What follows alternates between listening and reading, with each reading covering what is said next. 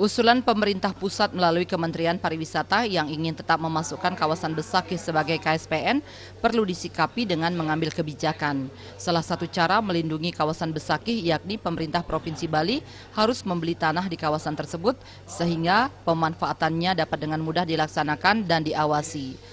Aktivis lingkungan sekaligus Ketua Dewan Penasehat Yayasan Manika Yauci, I Gusti Puriarte mengatakan usulan DPRD Bali agar Pemprov membeli tanah di kawasan Besakih dinilai sangat tepat karena jika dimiliki perorangan maka alih fungsi lahan akan mudah terjadi. Selain itu, warga pemilik yang tidak menjual tanahnya, pemerintah bisa mengeluarkan kebijakan tukar guling dengan mencarikan tanah yang sebanding sehingga warga tidak dirugikan. Daerah atau tanah yang masuk jalur hijau di kawasan tersebut bisa diberikan kemudahan berupa keringanan pajak. Kalau misalnya tidak dibebaskan oleh pemerintah, itu kan hak milik rakyat tanah itu.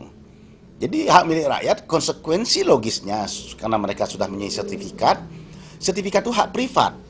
Pemerintah sebetulnya tidak boleh mengganggu gugat. Dia mau menjual, dia mau menjadikan apa dan seterusnya, itu hak masyarakat sebetulnya.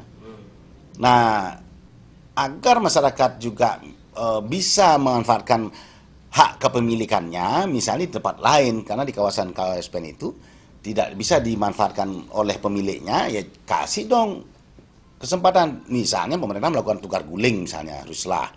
Atau dibeli tanah sekitar menjadi kawasan KSPN itu oleh pemerintah.